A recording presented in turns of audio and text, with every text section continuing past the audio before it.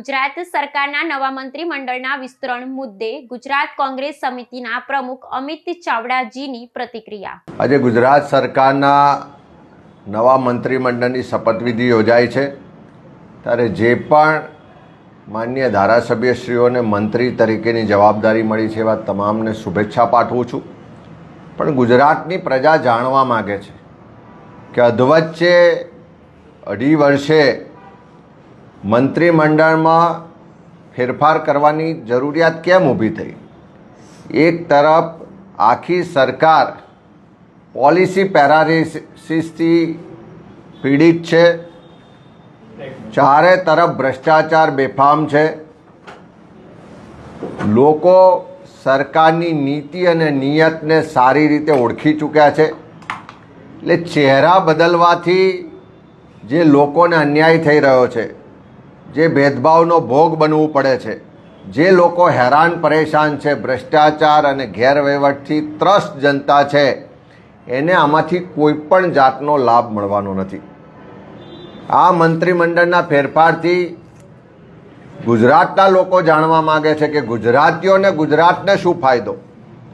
પાછલા 2.5 વર્ષના શાસનકાળમાં જે મંત્રીમંડળ હતું,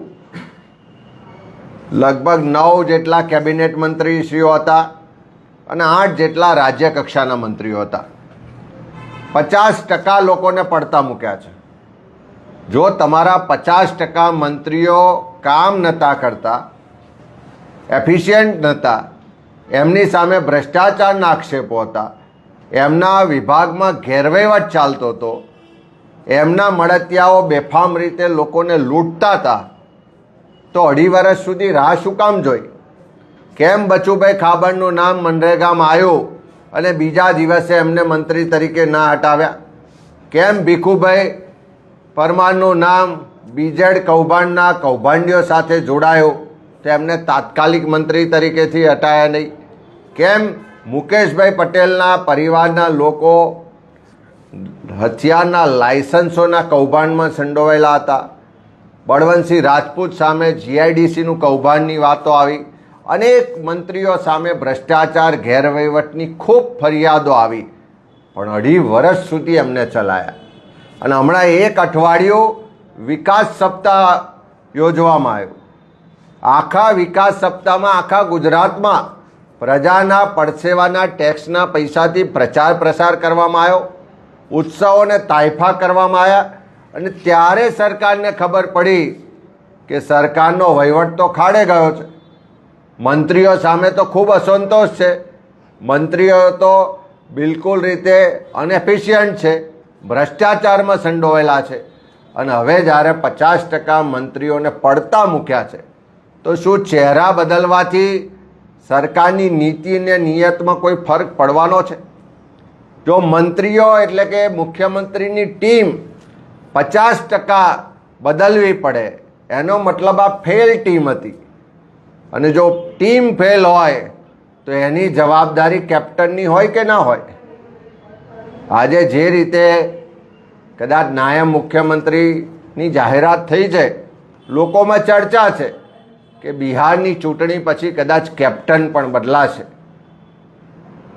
પણ આજે ગુજરાતના લોકો આ મંત્રીમંડળના ફેરફારના જે ચહેરા જોયા છે, જે નામ જોયા છે, ચોક્કસ એમણે બધા વિસ્તારો જ્ઞાતિઓનું પ્રતિનિધિત્વ આપ્યું એવું કહે છે, પણ જે જમીન સાથે જોડાયેલા નેતાઓ હતા, જે કદાચ કયાગરા નહોતા, પોતાના સમાજમાં પોતાના વિસ્તારમાં જેમનું નામ છે, મહેનત છે, એવા કેટલાય લોકોને સાઇડલાઇન કરવામાં આવ્યા। જયેશ રાદડિયા હોય, અલ્પેશ ઠાકોર હોય કે બીજા મંત્રીઓ, અનેક લોકો એવા છે કે જેને પોતાના વિસ્તારમાં કે પોતાના લોકોને અપેક્ષા હતી।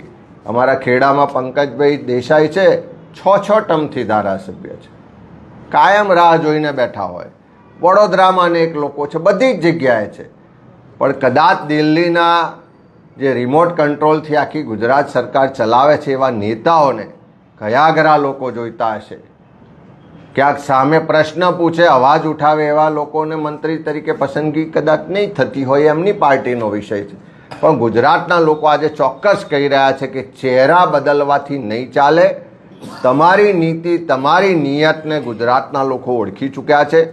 તમારા શાસનમાં જે ભ્રષ્ટાચાર ચાલે છે, ગેરવહીવટ ચાલે છે, જે ભાજપના મળતિયાઓ લૂંટ ચલાવે છે, એને રોકવામાં સરકાર નિષ્ફળ રહી છે.